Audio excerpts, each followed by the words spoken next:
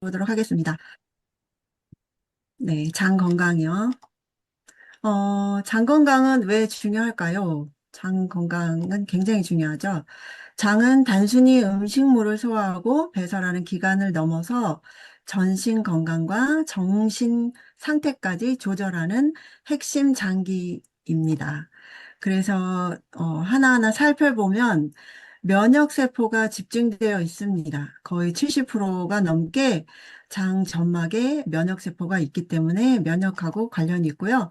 항상성을 유지시켜 줍니다. 어떤 항상성이냐면 외부로부터 들어오는 여러 가지 그 물질들을 바이러스 세균이 면역세포로 훈련시켜서 내보내는 장소이기도 합니다. 그리고 호흡기와도 연관이 있어서 폐기능이 나쁘신 분들은 장이 좋다고 말할 수가 없습니다. 연결되어 있기 때문에. 그리고 행복 호르몬이 특히 세로토닌 호르몬이 행복 호르몬이잖아요. 8, 90%가 장에서 만들어집니다. 그리고 스트레스가 있으면 장이 거의 멈춥니다. 그래서 장뇌축이라고 스트레스를 받으면 장이 좋을 수가 없고 굉장히 기능이 떨어집니다. 그리고 수면의 질이 떨어집니다.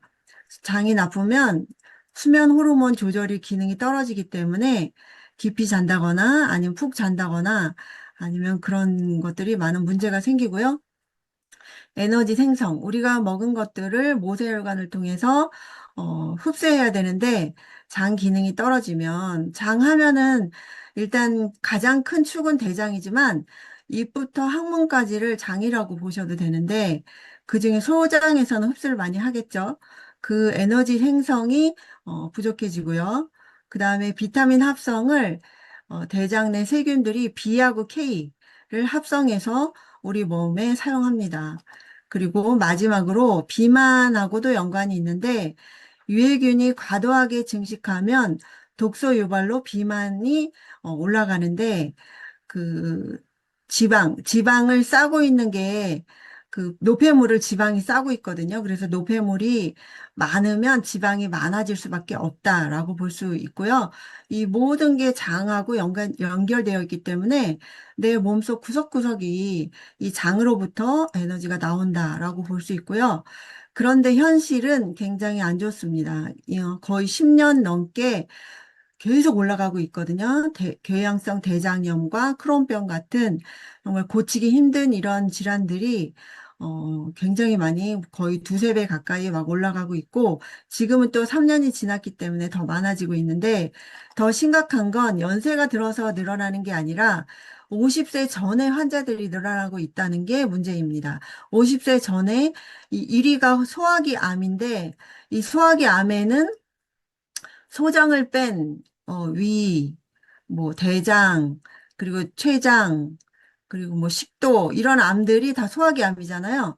1위를 차지하고 있다는 것 자체가 지금 장이 굉장히 안 좋아지고 있다라고 볼 수가 있고 더 큰 문제는 2030 젊은 세대 대장암이 세계 1등입니다. 그래서 젊은 암이 늘어나고 있다고 2년 전에 조선일보에서 나온 기사가 있고요. 그 이유는 먹을 것들이 너무 넘쳐난다는 것입니다. 특히 이렇게 안 좋은 것들이 우리나라는 배달 문화가 발전했기 때문에 이게 좋기도 하지만 나쁘기도 한 거예요. 손을 뻗을 필요도 없어요. 핸드폰만 갖다 대면 금방 갖다 주죠. 1시간 안에 맛있는 것들이. 그래서 이렇게 너무 접하기가 쉬운 관계로 식이섬유 부족, 복부비만, 만성 운동 부족, 음주, 흡연, 스트레스, 야식 이런 모든 것들이 앞에 있는 질환들을 가속화시키고 있습니다. 그래서 문제는 개실도 있고요. 이 개실은 저도 처음 들어봤는데 예전에 공부할 때 처음 들었는데 용종은 알죠? 용종에 이렇게 밖으로 튀어나온 혹 같은 건데 개실은 안쪽에 구멍이 생기는 거라 얘가 더 큰 문제거든요. 이 안쪽에 이런 것들이 끼면 염증이 생겨도 내시경을 하면 보일 수가 없고 이게 문제가 되고요. 용종은 요즘에 그런 얘기 대장 내시경 있는데 6개 띄었어. 그 아무렇지도 않게 얘기를 하더라고요. 그럼 뭔가 조치를 취해줘야 되는데, 그래서 보험 얼마 받았어. 그렇게 얘기를 하시는 거예요. 그래서, 그러면 진짜 대장에 대해서 관리를 많이 하셔야 될 텐데, 그런 생각을 많이 하고 있고요. 크론병 같은 거는 예전에 있지도 않은 병인데, 점막에 막 염증이 계속 생기는 거거든요. 이런 것들도 계속 늘어나고 있다는 심각한 상황에 와 있고, 그럼 우리는 뭘 해야 되나? 핵심으로 네 가지로 이렇게 어, 요약을 해봤는데, 첫 번째가 먹는 거죠. 건강한 식습관. 아까 앞에 있는 것들을 반대로 가는 거죠. 왜냐하면 건강한 식습관으로 인해서 미생물들의 균형을 맞춰주기 위해서 나쁜 거는 줄이고 좋은 거는 늘리고 그래야 우리 대장을 지킬 수 있기 때문에 두 번째는 장벽입니다. 입부터 항문까지가 벽으로 둘러싸여 있는데 이 벽이 허술하면 우리 집안에 보물단지가 있는데 대문이 열려 있는 거죠. 그러면 안 좋은 것들도 들어오고 다 좋은 것들 나가고 그래서 물리적 장벽이 유지가 돼야 되고요. 그 다음에 유해 요인이 차단돼야 됩니다. 요즘 여름철이라 방충망 없이 문을 열어놓을 수 있을까요? 그럼 모기들이 난리가 나겠죠? 근데 유해 물질을 우리가 막 일부러 막 넣죠. 약물, 독소, 막 그런 것들이 그냥 유입되면 면역 문제가 될 수 있고, 그리고 신경계.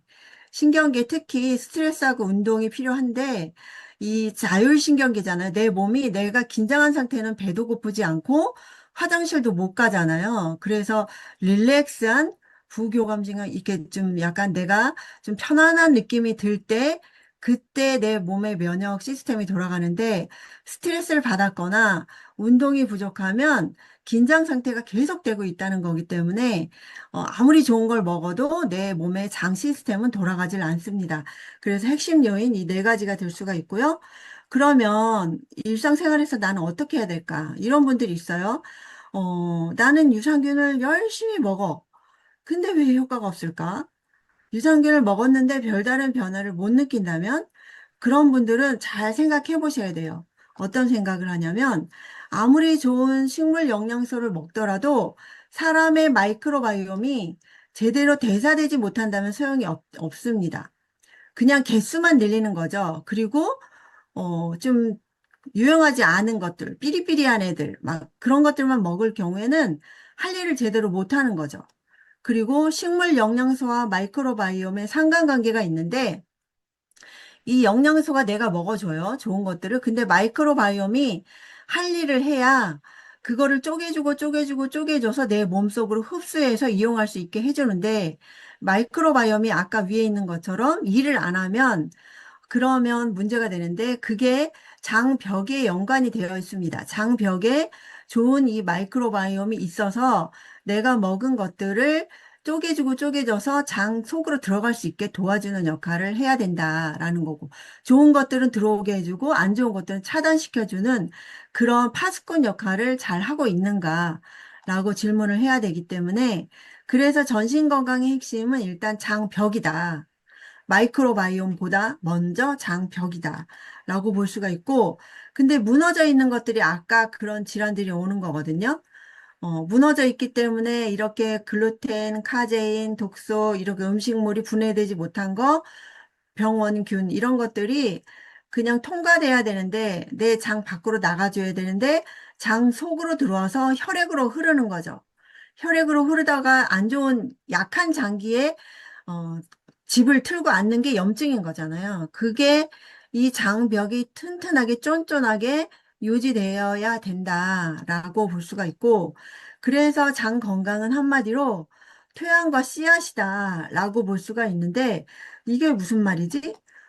토양과 씨앗은 유익균, 우리가 유익균을 먹어요. 그건 씨앗이에요. 그리고 장내 환경은 토양이에요.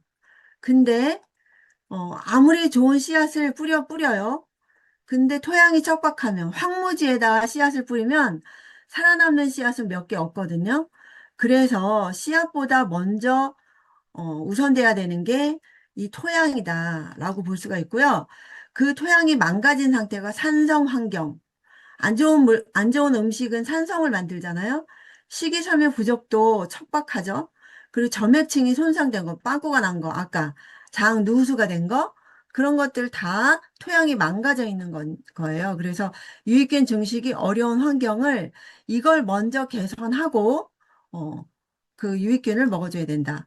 그래서 핵심은 특정 균을 추가하는, 이거 안 들어? 그럼 저거 먹고. 그게 아니라 유익균을 위한 생태계를 먼저 만들어 주는 거. 그래서 장 환경에 선순환 구조를 만들어 놓는 것이 먼저다. 그래서 솔루션을 이제 말씀드리면 씨앗이 뿌리 내릴 비옥한 토양이 1번인 거죠. 1번.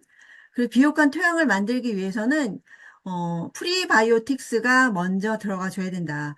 우리 몸에는 아주 작지만, 누구는 많지만 유익균이 있어요. 근데 유익균이 먹고 살 게 없으면 그냥 가족을 못 이루고 나가버리는 거잖아요. 나그네가 되는 건데, 이 프리바이오틱스를 먹어주면 가족을 이루면서 증식을 하는 거기 때문에 가장 이상적인 거는 프리바이오틱스. 물론 가장 이상적인 방법은 맵기, 채소, 과일, 통곡물, 콩류, 해조류를 먹어줘야 돼요. 건강한 식단이 밥상에 올라와줘야 되는데 그게 어렵기 때문에 문제가 되는데 그걸 증거로 할 수 있는 학술지가 하나 나왔는데 셀프레스라는 이 스탠퍼드 대학에서 연구를 했어요. 이 셀지에 고식이섬유 식단 플러스 발효식품을 먹었더니 장내 미생물이 다양성이 증가했다. 염증 표지자가 감소를 했다라고 발표를 한 연구 논문이 있기 때문에 먼저 식이섬유와 발효식품이 중요하다. 그런데 식단이 어려운 사람들이 더 많죠. 우리 같은 경우도 이걸 몇 개 어떻게 챙겨 먹어요? 그죠? 하루에 한 번도 챙겨 먹기가 어려운데 그럴 때는 식이섬유 보충제를 섭취하던가 파이터 뉴트리언트 같은 이런 좋은 이런 식이 물질로 만든 보충제가 필요하다라는 거고 장내 토양을 비옥하게 다져주는 제품이 들어가주면 도움이 된다라는 거죠. 그래서 두 번째는 이제 프리바이오틱스 다음이 씨앗이 그 다음에 들어가는데 이 검증된 씨앗이 들어가야 되는 거예요. 객관적인 연구 데이터를 통해서 프로바이오틱스를 먹었을 때 그 프로바이오틱스가 만들어내는 포스트바이오틱스가 만들어집니다. 대사산물이죠. 사균 또는 기능성 대사산물까지 함께 같이 들어갈 수 있는 두 번째가 이게 돼야 되는 거예요. 들어갔을 때 이제 땅이 비옥하기 때문에 씨앗이 떨어져도 굉장히 거기서 무럭무럭 자라고 식구를 증식할 수 있는 거죠. 그 중에 하나가 포스트바이오틱스 이렇게 유익균 프로바이오틱스가 만들어내는 대사산물 포스트바이오틱스가 거기서 이제 집을 이루는 거죠. 이렇게 장 속에서 이러한 물질들은 장내 환경에 건강하게 유지할 수 있고 장벽을 튼튼하게 유지할 수 있다. 그래서 장내에서 유익한 대사산물이 잘 생성할 수 있도록 적합한 균주가 들어가서 이 균주가 만들어내는 포스트바이오틱스가 우리한테 도움을 준다. 이 포스트 바이오틱스 종류가 여러 가지인데 우리는 이걸 몰라도 돼요. 특히 여기 짧은 사슬 지방산이 아세트산, 프로피온산, 비티르산 이게 중요하다는 거고요. 얘네들이 하는 일들이 이렇게 많아요. 혈당하고 연관이 있고 염증, 병원균의 감소, 면역, 유익균 증식에 영향을 주기 때문에 우리는 아까 그렇게 유익균을 먹으면, 특히 검증된 유익균을 먹으면 알아서 얘네들을 만들고, 짧은 사슬 지방산이나 이런 애들을 만들고 얘네들이 우리 몸에서 이런 일들을 한다라고 보실 수가 있고, 그 중에 제일은 장벽을 지탱해주는 핵심 물질인 뷰티르산입니다. 뷰티르산. 이게, 얘 뷰티르산이 하는 일이요. 전신 대사 네트워크 속에서 중요한 매개 역할을 해줘요. 우리가 좋은 것들을 먹으면 내 몸으로 흡수할 수 있게 도와주는, 쪼개주는 역할도 해주고요. 장벽에 에너지원이 돼줘요. 거의 대부분이 뷰티르산이 장벽에 에너지원이 있어야지 이 장벽이 계속 이 할 일을 하잖아요. 코팅 역할 해주고, 나쁜 것은 차단해주고, 좋은 건 들어가게 해주고. 우리가 먹는 에너지원이 포도당이 내 뇌를 움직이고 내 몸을 먼저 움직이게 하잖아요. 그렇듯이 장벽의 에너지원은 뷰티르산이다. 그리고 단순히 영양제처럼 먹어서 채우는 것이 아니라 영양제처럼 만들 수도 없어요. 뷰티르산은 건강한 장내 생태계가 만들어낸 부산물이기 때문에 앞에 말씀드렸던 프리바이오틱스, 프로바이오틱스를 먹으면 이런 뷰티르산을 생성할 수 있다. 내 몸이 알아서 합니다. 라고 말씀드릴 수 있는데, 그러면 걔네 뷰티리산 같은 좋은 물질들은 내 몸에 일단은 장벽이 건강해요. 그러면 입부터 항문까지가 건강하다는 얘기고, 그리고 면역이 강화가 돼요. 이렇게 벽을 딱 치고 있기 때문에, 그러면 전신 건강의 컨트롤 타워 역할을 해준다. 1, 2, 3번 해줄 수 있다는 거고, 다시 한번 정리를 하면 비트리산 생성 환경을 만들어주는 거는, 만들어주는 유산균을 섭취해주는 게 전략이 된다. 복잡하지가 않아요. 안 좋은 거는 덜 먹으면 되지만, 그렇더라 하더라도 비트리산을 생성할 수 있게 도와줘야 된다. 이를 통해 장은 단순한 소화기관을 넘어 전신 건강을 조절하는 컨트롤 타워 역할을 해주고 그 기능을 건강하게 유지시켜 준다. 매 끼니마다. 세 번째 솔루션. 이제 토양도 만들었죠. 씨앗도 넣었죠. 그런데 수개월 동안 꾸준히 제품을 섭취했는데 거기다가 들어가야 되는 게 생활 습관을 바꾸셔야 돼요. 그렇게 바꿨는데 계속 생활 습관이 아까 그렇게 안 좋은 것들을 끼니마다 드시고 그러면 토양이 계속 좋았다 나빴다 좋았다 나빴다 그렇게 반복을 하겠죠. 그런 분보다는 나빴다 나빴다 나빴다 그런 분들이 훨씬 많겠죠. 그래서 도움이 되게끔 식이섬유 섭취, 아까 섬유질 그거는 아까 첫 번째 있었고, 그 다음에 스트레스 받으면 계속 내 몸은 긴장 상태에 있거든요.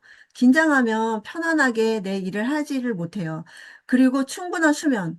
수면은 돈 주고 살 수가 없어요. 그래서 이거를 잘 유지하도록 노력을 하셔야 되고, 거기다가 운동입니다. 운동을 하면 규칙적인 운동은 장의 연동 운동을 이렇게 뛰는 것 자체가 연동을 시키잖아요. 내가 배를 문지른다고 될까요?